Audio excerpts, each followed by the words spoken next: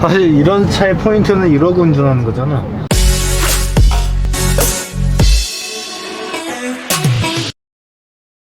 네, 여러분 안녕하세요. 카메고준 추정필 기자입니다. 저는 오늘 현대자동차의 새로운 다목적 차 MPV 모델인 스타리아 시승 행사에 나와 있습니다. 지금 제가 시승하고 있는 모델은 7인승의 스타리아 라운지 모델이고요. 지금 여기는 김포입니다.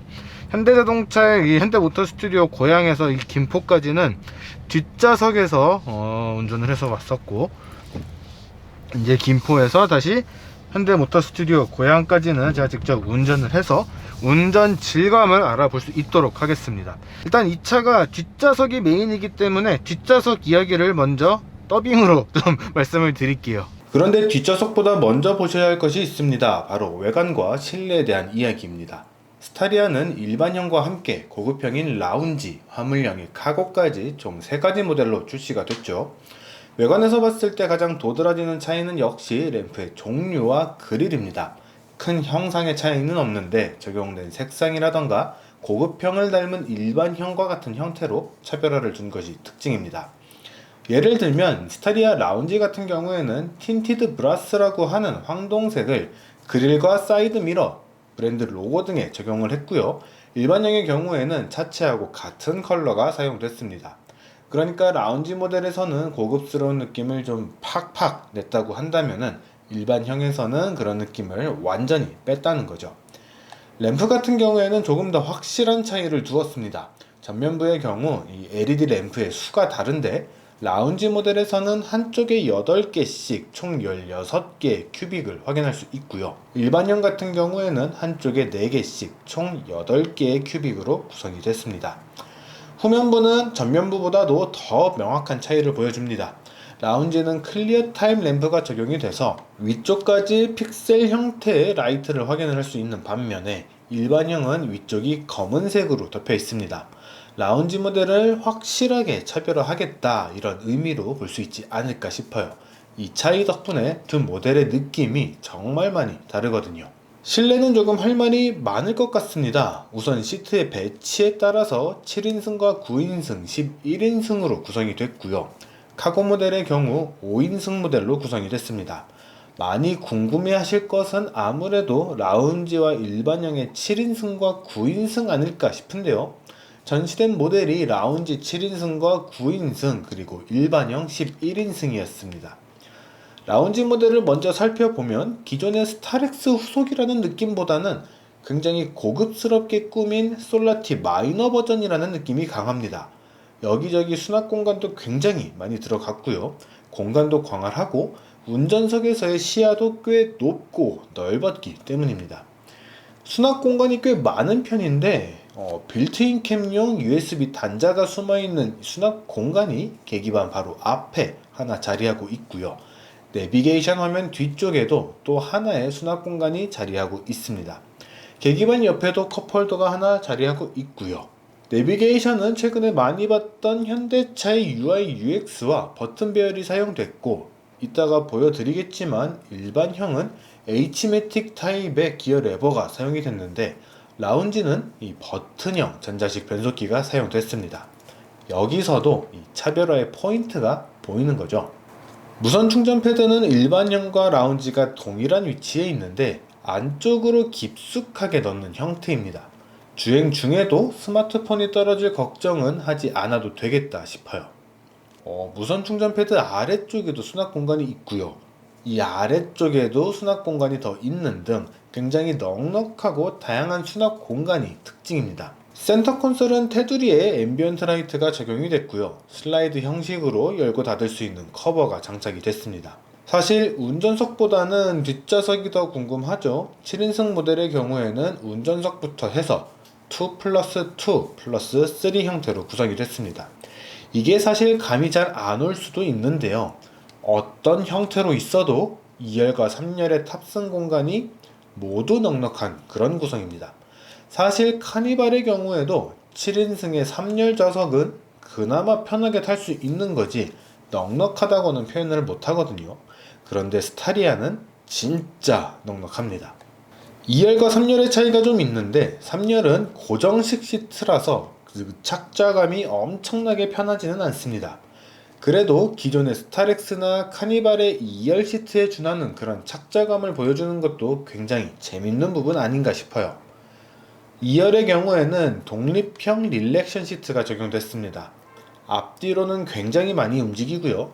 좌우로는 아주 살짝 움직여서 원하는 시트 포지션을 맞추기도 좋고요. 릴렉션 모드로 DB 누우면 이 광고에서 설명하는 것처럼 무중력은 아니지만 왜 그렇게 표현을 했는지 알 수 있을 만큼 굉장히 편하게 놀 수가 있습니다. 이거는 진짜 재밌는 부분 아닌가 싶어요. 9인승 모델은 7인승의 2열과 3열 사이에 2개의 시트를 더한 구성입니다. 그러니까 이 운전석부터 해서 2 플러스 2 플러스 2 플러스 3 시트 구성인 거죠. 그리고 스타리아에서 가장 매력적일 것 같은 기능, 스위블 시트가 적용된 모델이기도 합니다. 그런데 이 스위블 시트를 조작하는 것이 조금 민망합니다. 시트 아래쪽에 2개의 레버가 있는데 하나는 시트를 앞뒤로 조절하는 레버고요. 안쪽 깊숙이 있는 레버를 옆으로 당겨야지 이 시트를 180도 돌릴 수가 있습니다. 그런데 저처럼 이 한덩치 하는 사람들은 이 슬라이딩 도어를 열지 않으면 못 돌릴 것 같습니다.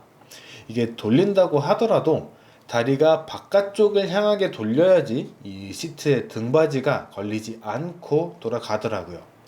그런데 이런 사진 홍보자료에서 한 번도 보여준 적이 없었죠. 지금 이거는 11인승 모델인데요. 11인승 모델 같은 경우에는 지금 계기반이 안티글레어가 안 들어갔나봐요. 안 들어갔는지 지금 이렇게 기역자로 꺾여 있는 계기반이 적용이 되어 있습니다. 그러니까 위쪽에서 오는 빛을 가리기 위한 거죠. 빛 반사를 좀 피하고 시인성을 유지를 하기 위해서 이렇게 한 것 같은데 좀 웃긴 디자인 아닌가 싶어요. 좀 놀림을 받지 않을까 싶습니다. 그리고 아까 7인승 모델에서는 앞에 수납 공간이 커버가 다 있었죠. 근데 지금 이거는 이 부분에도 커버가 없고 이 가운데 부분에도 커버가 없는 그런 형태로 지금 적용이 되어 있습니다. 기어 노브 같은 경우에도 7인승은 이제 전자식 변속기가 장착이 되어 있었는데 지금 이 차 같은 경우에는 H매틱 변속기가 장착이 되어 있습니다.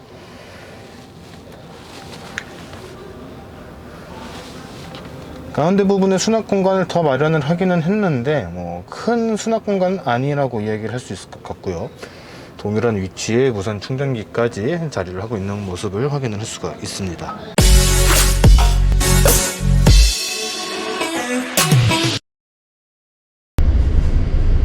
이거를 의전용으로 사용을 하시거나 어떤 용도로든 뒷좌석에 타기 위해서 구매를 하신다면 버튼에 대한 배열을 좀 잘 기억을 하실 필요가 있을 것 같아요.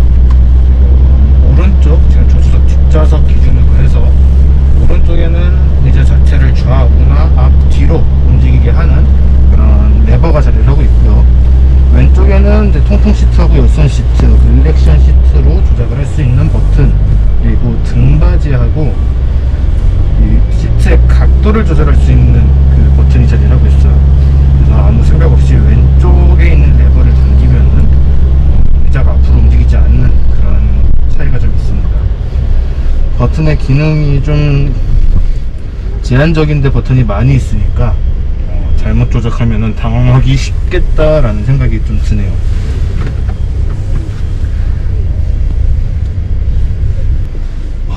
선열도 공간이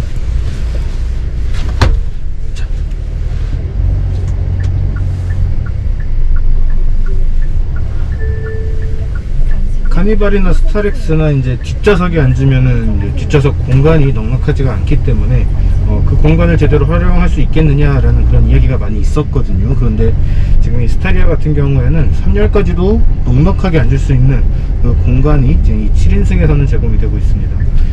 기존의 스타렉스나 카니발이나 이제 좀 인승수가 제일 적은 모델을 탑승을 했을 때도 3열까지 그렇게 넉넉한 느낌은 없었거든요. 그런데 지금 이 차 같은 경우에는 좀 많이 넉넉한 공간을 보여주고 있어요. 아까 9인승 모델도 살펴봤었는데 9인승 모델 같은 경우에도 뒷좌석에 4열까지 있음에도 불구하고 4열까지도 꽤 괜찮은 그런 공간을 보여줬었거든요. 그런데 지금 이 차는 3열 1열, 2열, 3열이 다 넉넉한 공간을 보여주고 있어서 컨셉을 참 잘 잡았다라는 생각이 듭니다.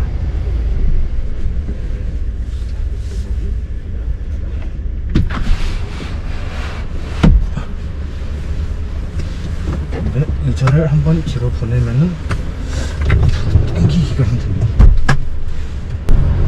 광고 영상에서는 가운데 테이블처럼 되어 있는 것이 있었는데 아마 성택 통로일 것이라고 생각이 돼요.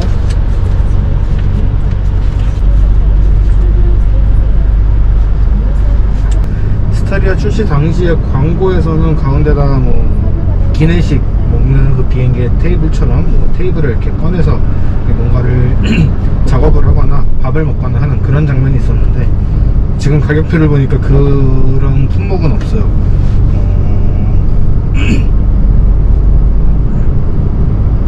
뭔가 조금 더 럭셔리하게 갈 거라면 조금 더 그런 것들에 대해서 투자를 했으면 어떨까라는 생각이 듭니다. 카니발도 그렇고 스타렉스도 그렇고 이제 특장 계열로 많이 넘어가고 있죠.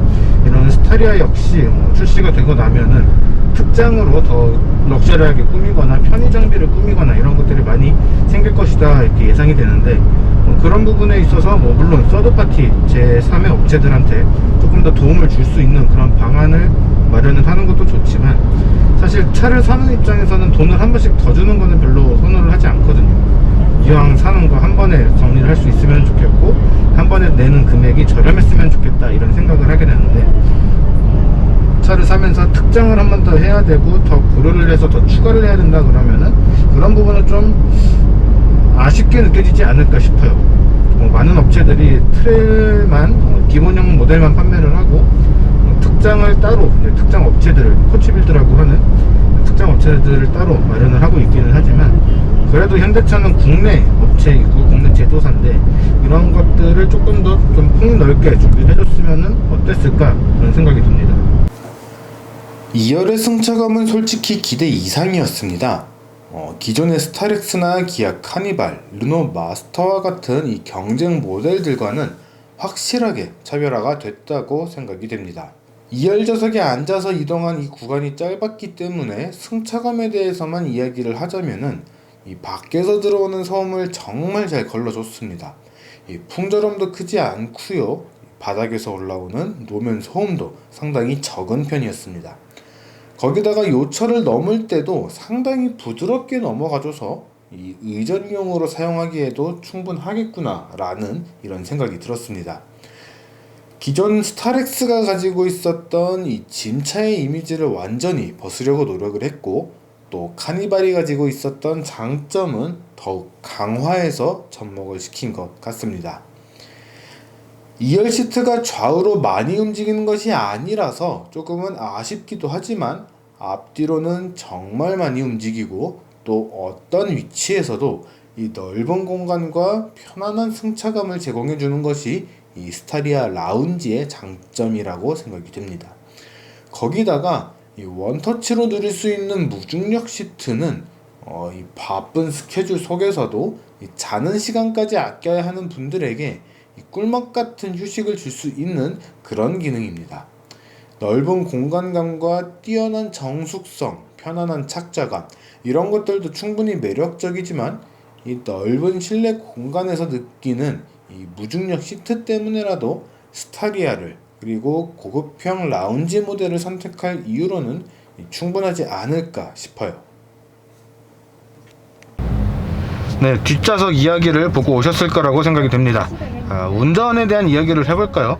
사실 동승에서 오면서도 조금 놀랬던 것은 생각보다 많이 조용하다는 것이었어요. 이 스타리아 같은 경우에는 2.2 디젤 엔진과 3.5 LPG 두 가지 파워트레인으로 구성이 됐죠. 가솔린 모델이 없는 것이 좀 의아하긴 해요. 사실 이런 차들이 카니발도 그랬고 스타렉스도 그랬지만 가솔린 엔진을 장착을 하게 되면 연비가 굉장히 안 좋게 나오는 그런 경향이 있어요. 공기 저항 측면에서도 좀 불리한 점이 있고 차의 무게가 상당히 많이 나가기도 하고 또 특장이라 그러죠. 특장을 하게 되면은 또 무게가 훨씬 더 늘어나게 되기 때문에 여러모로 가솔린에게는 더 불리한 면이 있습니다. 그래서 실제로 많이 팔리는 것도 디젤 모델이 더 많이 팔리곤 하긴 하는데 그래도 아예 가솔린 모델 자체를 출시하지 않은 것은 좀 의외였어요. 물론 이제 그 시장 반응에 따라서 디젤 모델 말고 가솔린 모델도 추가가 될 수도 있겠지만 일단 디젤 모델과 LPG 모델만 출시를 했다는 점 알고 계시면 좋을 것 같습니다. 변속기 같은 경우에는 자동 8단 변속기가 장착이 됐고요. 디젤 모델임에도 불구하고, 그리고 이게 사실 뭐 매끄러운 디자인이라고는 하지만 매끄러운 디자인하고 매끄러운 주행 감각, 매끄러운 공기 흐름하고는 완전히 다른 이야기잖아요. 그런데 이 차 같은 경우에는 꽤 매끄러운 그런 주행 소음, 바람이나 풍절음이나 도로에서 올라오는 이런 소음 같은 것들이 그렇게 크지 않다는 것이 좀 인상적인 부분이었어요. 엔진에서 올라오는 진동과 소음도 디젤 엔진이라는 것이 믿기지 않을 만큼 굉장히 정숙하고 꽤 차분하게 느껴진다고 해야 될까요? 상당히 차분한 그런 주행 질감, 주행 감각을 지금 전달을 해주고 있어서 상당히 놀랐습니다. 사실 스타렉스 하면은 직장인들의 친구 중 하나잖아요. 이 법타렉스라고 하는 그런 이미지가 있을 만큼 진차 아니면 회사차 이렇게 해서 활용도는 좋은데 고급스럽지는 않고 또 정숙하지도 않고 그렇게 타는 차로 많이 인식이 잡혀 있을 텐데 그런 이미지를 좀 깰 수도 있겠다라는 기대가 생겼어요. 왜냐면 저도 옛날에 이 스타렉스 회사차로 있던 스타렉스를 타고서 안 가본 곳이 없거든요. 웬만한 골목골목을 다 들어가 봤을 만큼 스타렉스를 오랫동안 그리고 많이 운행을 했었는데 그때하고는 완전히 다른 차라는 느낌이 듭니다. 이거는 이제 진짜 진차의 이미지를 벗겠다라고 좀 각오를 한 것 같아요. 물론 그거는 이게 이 라운지 모델이라서 그럴 수도 있습니다. 다른 스타리아 뭐 11인승이라든가 9인승이라든가 시트 배치에 따라서, 시트 개수에 따라서 무게가 달라지고 또 차의 성향이 바뀔 수 있기 때문에 다른 모델들은 어떨지 모르겠지만 지금 이 7인승 스타리아 라운지는 꽤 괜찮은 주행 질감이라고 생각이 됩니다. 시트 포지션은 역시 더 좀 높아요. 차 자체가 꽤 크죠. 폭이 1995, 높이가 1990 이렇게 기억을 하는데 반대인가? 아무튼 거의 뭐 정사각형에 가까운 그런 폭과 높이를 가지고 있고 굉장히 깍둑깍둑하고 그냥 앞에만 약간 이 매끄럽게 내려가는 듯한 그런 디자인을 적용을 해놨기 때문에 사실 큰 기대 안 했어요. 뭐 좋게 평가를 할 만한 부분도 있습니다. 그렇게 이런 매끄럽게 뚝 떨어지는 앞부분 디자인이 비행기의 꼬리 부분이나 고속철도 KTX의 앞부분이나 뭐 이런 부분들과 비슷하게 보이는 부분이 있습니다. 그래서 오히려 공기저항 측면에서 더 이득이 될 수도 있었는데 사실 그런 건 공대생들의 영역이니까 정확하게는 모르겠고 그냥 보기에는 되게 못생겼어, 저게 뭐야, 약간 이렇게 느껴질 수 있는 그런 디자인이거든요. 그런데 실제로는 이런 디자인의 역할이 상당히 크게 그리고 잘 적용되고 있지 않나 생각이 됩니다. 이제는 상용차들도 되게 좋아져서 옛날처럼 구루마 끈다 이런 느낌이 좀 많이 줄어든 것 같아요. 스타렉스에는 아직 그런 느낌이 많이 남아 있었는데, 카니발만 해도 그런 느낌이 조금은 남아 있었는데 이 스타리아는 그런 느낌이 완전히 사라진 것 같아서 조금 기대가 됩니다. 근데 문제는 역시 디자인이죠. 디자인이 너무 미래지향적이야. 적응이 되려면 좀 시간이 걸릴 것 같아요. 얼마나 걸릴진 모르겠지만 적잖이 걸릴 것 같다 이런 생각이 듭니다.